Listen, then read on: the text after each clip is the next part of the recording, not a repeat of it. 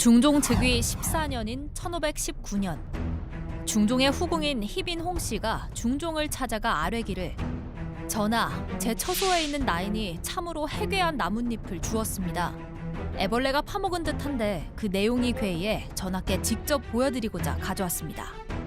희빈 홍씨가 건넨 나뭇잎을 본 중종의 얼굴빛은 붉으락 푸르락 변했습니다.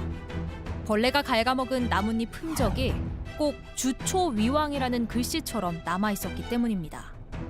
주초위왕은 주초가 왕이 된다는 말로 주와 초를 합치면 바로 조, 즉 조씨가 왕이 된다는 뜻이 되는데요. 여기서 말하는 조씨는 당시 중종의 신임을 받아 강력한 정책을 펼쳐나가던 젊은 정치가 조광조를 가리키는 것이었습니다.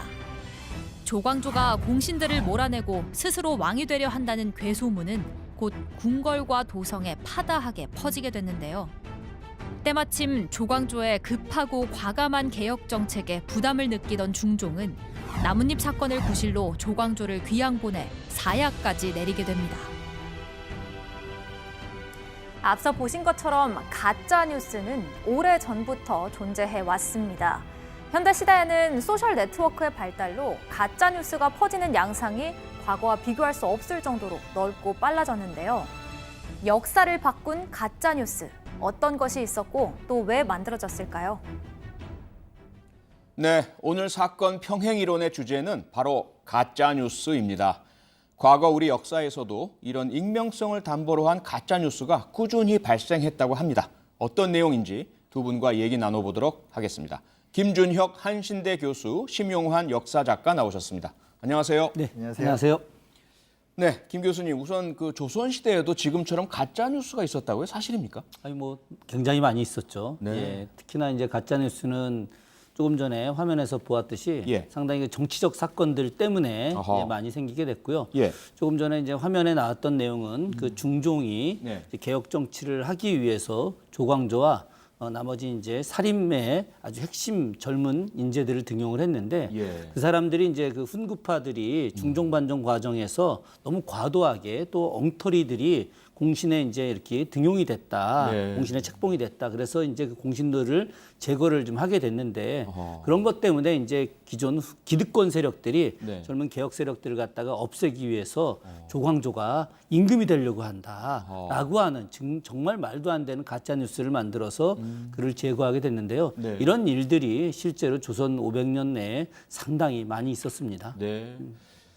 심영환 작가, 요즘은 가짜 뉴스가 뭐 SNS, 메시지 뭐 이런 걸로 막 퍼지잖아요. 조선 시대는 도대체 어떤 형태로 가짜 뉴스가 퍼졌습니까?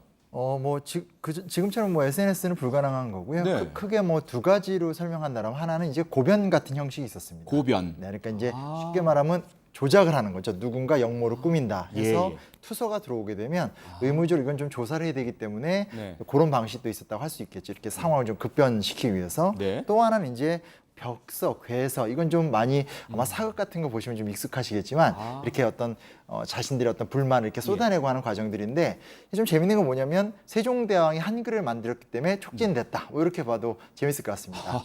왜냐하면 네. 한글이 나타나게 되니까 일반 민중들이 자신들의 의견을 표현할 수 있고 쉽게. 그렇죠. 기록상 살펴봤었을 때 한글이 만들어진 지 약 3년 후인 예. 세종 31년에 그 하연이라는 정승이 이제 국정 처리를 제대로 못하니까 누가인지 모르겠지만 어떤 민중이 이제 하나의 벽서를 만들어서 하정승아 또 공무를 멋대로 처리하지 마라. 어허. 이런 식으로 좀 대놓고 이제 문제제기를 했던 경우도 있습니다. 예. 그래서 조금 덜 알려졌지만 연산군 같은 경우가 네. 폭정을 비판할 때 한글 사용하지 마 하면서 일종의 가짜 뉴스를 예. 어떤 그런 한글 억압의 수단으로 썼던 이런 기억도 우리가 참고해 볼 만합니다. 예. 그런데요. 이런 가짜 뉴스를 이용해서 왕을 교체하려는 사건까지 있었다면서요? 실제 존재했죠. 네. 예. 가장 대표적인 게 이제 그 영조 때 있었던 이인좌의 난이라는 겁니다. 예. 이 이인좌라는 사람이 이제 남인에서 상당히 그 지명도가 높았던 인물이었는데요. 네. 이인자가 이제 소위 말해서 영조의 어떤 잘못된 행동 이런 것을 스스로 좀 만들어냅니다. 물론 이제 소문도 있었죠. 예. 그것이 이제 영조가 경종을 독살을 했다. 그러니까 이 경종이 의붓 형이었잖아요. 예, 숙종의 이제 큰 아들이 경종이고 둘째 아들이 영조였는데 네. 그 영조가 이제 동궁 시절에 형한테 간장게장을 선물을 합니다. 간장게장이요? 예, 예. 이제 간장게장 드시고 예. 좀 밥 좀 맛있게 드시고 그래서 좀 건강하셔라. 그런데 거기에 플러스 예. 단감을 같이 보내줘요. 디저트로 후식으로 단감 먹으라고. 예, 예. 그런데 실제로 지금도 마찬가지로 간장게장을 먹고 단감을 먹게 되면 상극이 아니에요, 상극. 예, 그쵸? 호흡곤란이 생깁니다. 근데 당시에 경종이 그 간장게장 먹고 단감을 먹으면서 급살해서 죽어버려요. 근데 이런 것들이 바로 이제 영조가 그 형을 갖다가 죽이고 왕이 됐다. 거기에 더해서 실제로 이제 영조가 숙종의 아들이 아니고 네. 그 어머니 숙빈채 씨가 다른 남자 당시의 인물로는 이제 김춘택이라고 하는 인물이었는데 예. 그 광상김 씨 인물이었거든요. 예. 그래서 서포 김만중이라고 유명하잖아요. 구운봉 네, 그 이제 조카였는데 네. 그 김춘택과 이런 은밀한 관계를 맺어서 낳은 아들이 영조다. 예. 뭐 이런 이제 가짜 뉴스를 만들어 가지고 출생의 비밀이네요. 예. 그래서 이제 그런 것까지 막 그 심하게 이야기를 하면서 예. 전체 어허. 그 밀란을 갖다 일으키고 그래서 도성 공격을 하게 됐죠. 그래서 청주성까지 점령을 합니다. 아, 실제로요? 예, 그래서 이제 안성까지 예. 왔다가 그 죽주산성 아래서 이제 대패하면서 이인자의 난이 마무리가 됐는데 네. 당시에 그런 가짜 뉴스로다가 아예 임금을 공격하고 네. 군대를 동원해서 이제 새로운 정권을 만들려고 했던 이런 일들까지 벌어졌죠. 그러니까 쿠데타의 빌미를 삼은 그렇죠. 거네요. 가짜 예. 뉴스를 퍼뜨려가지고. 맞습니다. 예. 어허.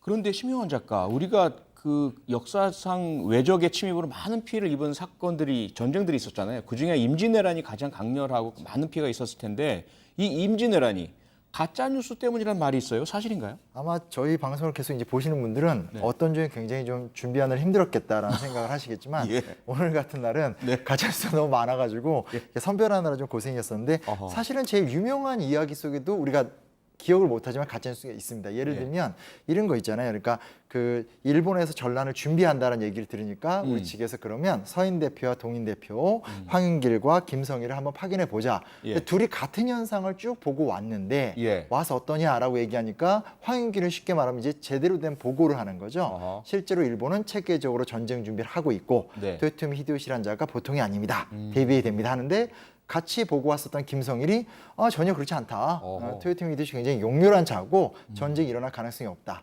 근데 이제 징비록이라는 기록을 보면 약간 이상해합니다. 그 유성룡 이상해에서 이제 그 조정의 당론이 끝난 다음에 김성일한테 실제로 그러냐 하니까 전쟁이 날 가능성은 있는데 네. 괜히 이런 얘기를 함부로 했다가 어허.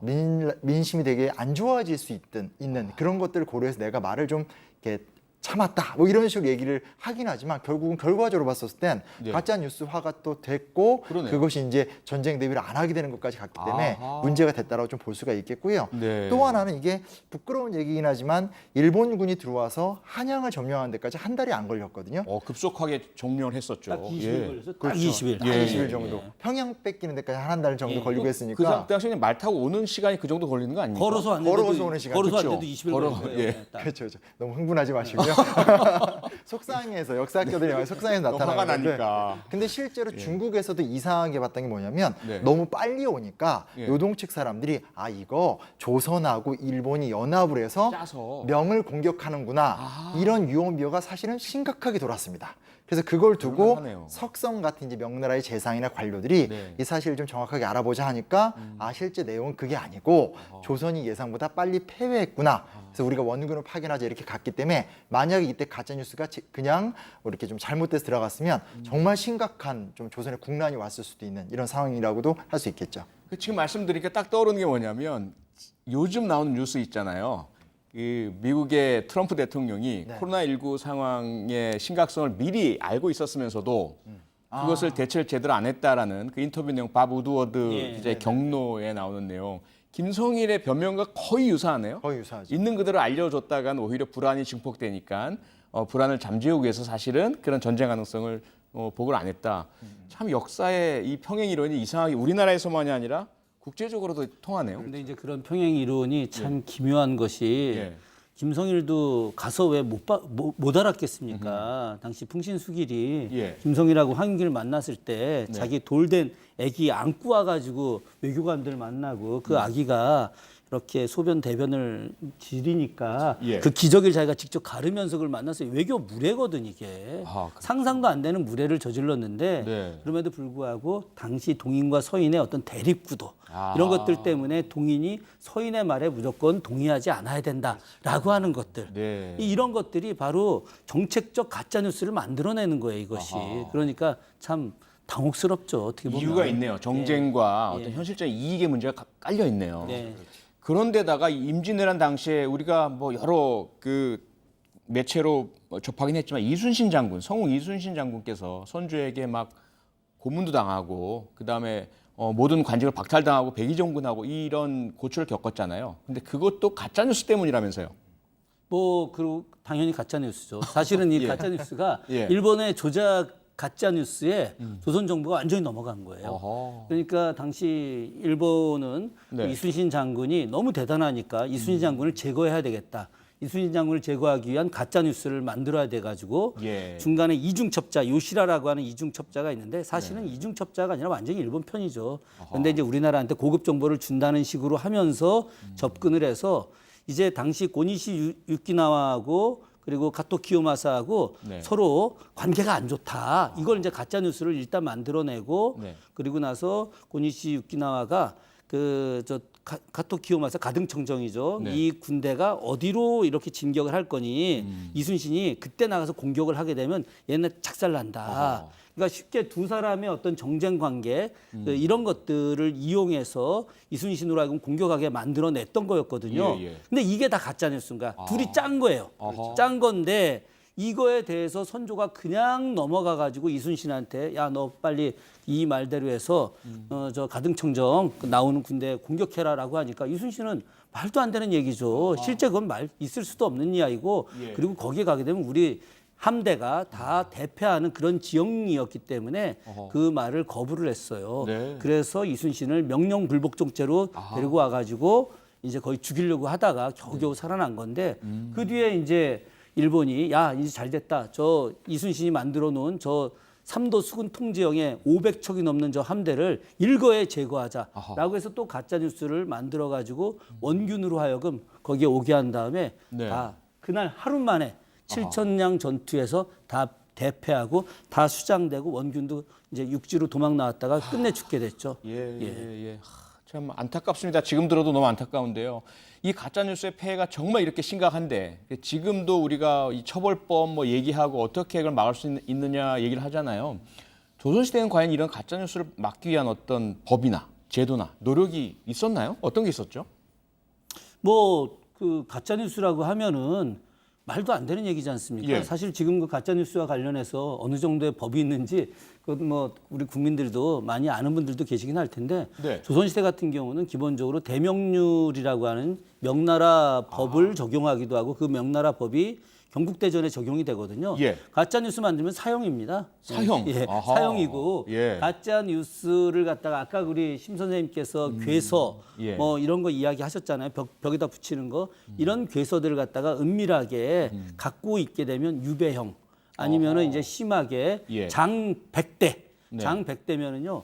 이렇게 누워서 100대를 맞으면 거의 대부분 죽습니다. 거의 죽죠. 엄청나던데 그 그렇기 장이, 때문에 예, 무섭고 이거는 크고. 뭐 사형과 유배 장 100대 해서 어허. 거의 가짜뉴스 생산자들은 죽음으로 예. 가는 근데 이제 것이었죠. 문제는 집권자가 법을 만들어놔서 이제 본인이 제대로 관리를 못하는 경우가 좀 많아서 아하. 뭐 예를 들면 고종 같은 경우도 예. 독립협회 활동 한참 할 적에 수구파들이 이제 독립협회가 뜨니까 그게 싫어서 네. 독립협회를 끌어내리려고 어허. 독립협회가 이제 고종 몰아내고 공화국을 세운다 이렇게 익명서 투서를 넣습니다. 근데 사실은 전형적인 가짜 뉴스인데 그렇죠. 사실은 거기에 고종이 또 넘어가서 넘어가고. 본인이 많은 돈을 들이고 후원했었던 독립협회를 또 본인이 부시게 되고 아이고. 그게 또 조선 멸망의 큰 또 도화선이 되고 하기 때문에 네. 법이 좋아도 그걸 집행하는 지도자의 태도 같은 것들도 우리가 좀 함께 좀 봐야 될 것 같아요. 그러게요. 그러니까 심 작가님 말씀이 나온 김에 정말 가슴 아프고 안타까운 게 또 관동 대지진에서 발생한 조선인에 대한 학살이잖아요. 그렇죠. 근데 그때도 사실은 그 원인 중에 상당수가 가짜 뉴스 아닙니까? 네, 맞습니다. 이게 사실은 예전에 저희 JTBC 뉴스에서도 크게 한번 좀 네. 뉴스룸에서도 얘기가 됐다고 저도 들었었는데요. 예. 실제로 이제 관동 대지진이라고 사실 일본이 지진이 많이 나는데 예. 이때 지진이 굉장히 강했었고 실제로 10만 명 이상의 사람이 대강 죽었다라고 얘기를 하게 되는데 예. 왜 그러냐면 목조 건물이었고 이제 산업화를 막 하고 있던 상황이어서 건물은 목조인데 지진이 나니까 전기 시설이 보급된 상태에서 합선으로 인해서 불이 나서 되게 많은 사람이 죽었거든요. 네네. 근데 문제는 거기까지는 사고인데 네. 이 문제를 수습하는 과정 속에서 이상한 유언비어들이 돌게 됩니다. 아하. 대표적인 게 예를 들어서 조선인들이 우물에 독을 탔다. 네. 혹은 조선인들이 일본 여성을 겁탈하러 돌아다닌다. 아하. 조선인들이 폭행과 강도 만행을 벌이고 있으니까 조심해라. 라는 유언비어가 막 돌기 시작하고 네. 현재도 이게 누가 이런 얘기를 했는가에 대해 좀 논란이 있긴 하지만 현재 두 가지. 하나는 그냥 민간에서 이 상황을 덮기 위해서 아하. 일반 민중들이 자경단을 조직해서 이렇게 유언비어를 했다라는 주장도 있고요. 아하. 한편에서는 아예 정부 측에서 그걸 받아다가 조직적으로 진행했다는 두 가지 얘기를 같이 합니다. 그래서 네. 결과적으로 시작은 사건 사고에 불과했는데 이 사건을 수습하는 과정 속에서 한 적게는 6천, 많게는 최근에 보니까 3만 3천까지 기록이 나온 걸 봤었는데 네. 그 정도까지의 조선인들이 정말 무차별적인 대학살을 약 10일간의 기간 동안 당했기 때문에 이보다 끔찍한 가짜 뉴스로 인해서 이렇게까지 피해가 심한 사건은 역사 이래 정말 그렇죠? 아니 제가 찾아보기 최근에 본 힘든. 기록은 3만 명 지금 이야기한 네. 대로 3만 명 정도가 이제 죽었다라고 네. 되어 있는데 정말 그 목에다 이렇게 쇠줄 있잖아요. 네. 쇠줄을 묶어가지고 조선인들을 이렇게 막 줄줄줄줄 끌고 다니고 예. 그리고 나서 우리나라 그 여성들 막 창으로 찔러서 죽이기도 하고 그런 엄청난 일이 있었는데 아직까지 일본이 관동 대지진에 대해서 그 학살에 대해서 네. 사과를 안 하고 있어요. 여전히 안 하고 있죠. 예. 아, 네. 뭐 들을수록 너무 가슴이 아파지긴 한데요. 그 또 다른 측면은 지금도 역시 가짜 뉴스는 고쳐지지 않고 있다.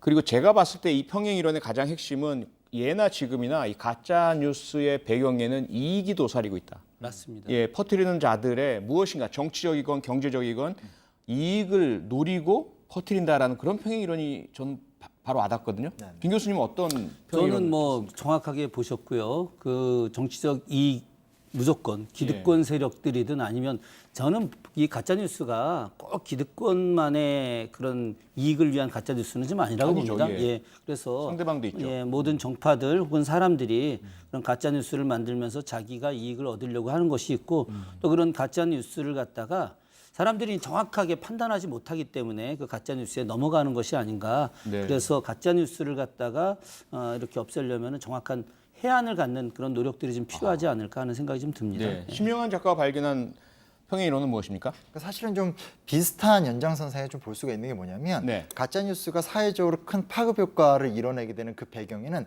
어떤 이권의 문제, 기득권의 문제가 딱 걸려 있습니다. 그래서 네. 아까도 나왔던 얘기지만 결국은 동인이 자신의 세력을 유지하기 위해서 끊임없이 가짜 뉴스를 유지하는 가운데 전란을 불러일으켰고 아하. 제가 조금 전에 독립협회 얘기도 했었지만 예. 그때 이제 실제로 독립협회가 무너진 다음에 독립협회 협회장이었던 윤치호가 남긴 글을 보면 네. 이로 인해서 그러니까 저런 거짓말에 넘어가는 왕이 있냐 하면서 이제 우리나라는 친러 노비, 친일 노비들에 의해서 좌지우지된다. 그게 예. 뭐냐면 당시 일본이나 러시아 같은 열강에 이렇게 의지하고 있었던 여러 기득권 세력에 대한 비판이었거든요. 그래서 그냥 사실은 역사 속에서 가짜 뉴스가 뭐 없었던 적은 없는 것 같은데 네. 그런 것들이 이렇게 크게 사회 문제가 되는 데는 어떤 그런 사회 구조적이거나 기득권의 어떤 잘못된 행동 같은 게 있다는 걸 아하. 같이 보는 게 좋을 것 같다는 생각도 해보게 됩니다. 네, 그러니까 사회 구조적 문제나 기득권의 행동을 말씀 주셨지만 지금 행행하는 가짜 뉴스가 소위 혹세 무민이라고 하잖아요.